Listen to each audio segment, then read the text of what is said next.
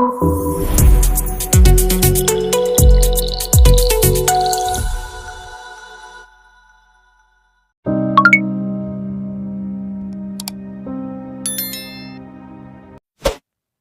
aku bilang, Indonesia sebenarnya sedang menuju kegagalan besar di tahun 2045, kamu pasti nggak percaya. Tapi dengarkan ini dulu, sebelum kamu menuduh aku pesimis. Setiap hari, kita mendengar slogan yang sama. Indonesia Emas 2045. Negara maju, ekonomi kuat, SDM unggul, teknologi melesat, hidup makmur. Semua terdengar indah, semua terdengar mungkin. Tapi coba berhenti, tarik napas sebentar.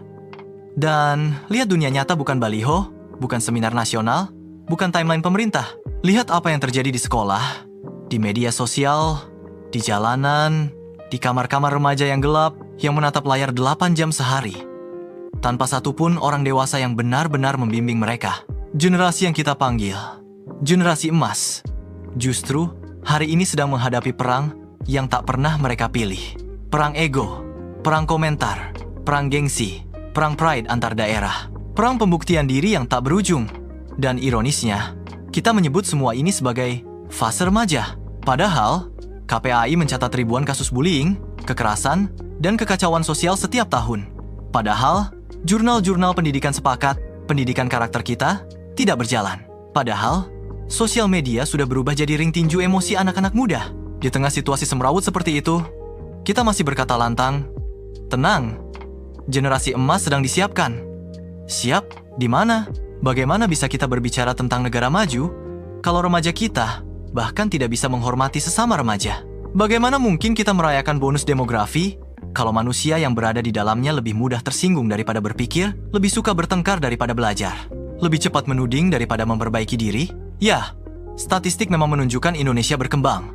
HDI naik, ekonomi naik, pembangunan naik. Tapi statistik tidak bisa menghitung hati manusia. Statistik tidak bisa menilai mentalitas. Statistik tidak bisa mengukur karakter.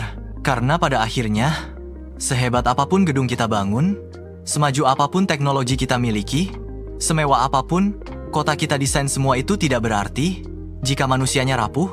Dan inilah kenyataan pahit yang jarang mau kita dengar. Teknologi bisa dibangun dalam 10 tahun. Karakter manusia butuh 30 tahun. Slogan 2045 mungkin siap, tapi apakah manusianya siap? Remaja hari ini hidup dalam tekanan terbesar sepanjang sejarah Homo sapiens. Tuntutan makin tinggi, mental makin rentan, persaingan makin liar. Tapi bimbingan? Hampir tidak ada. Kita terlalu sibuk berdebat soal politik hari ini, hingga lupa bertanya, siapa yang akan memimpin negara ini 20 tahun lagi? Jawabannya sederhana, anak-anak SMA itu, mahasiswa itu, anak muda itu. Yang hari ini kita biarkan tenggelam dalam konten-konten dangkal. Yang hari ini kita biarkan belajar menghina sebelum belajar berpikir. Yang hari ini kita biarkan tumbuh sendirian di ruang yang seharusnya kita isi. Dan ketika mereka tersesat, kita menyalahkan mereka. Padahal, merekalah yang paling sedikit salah.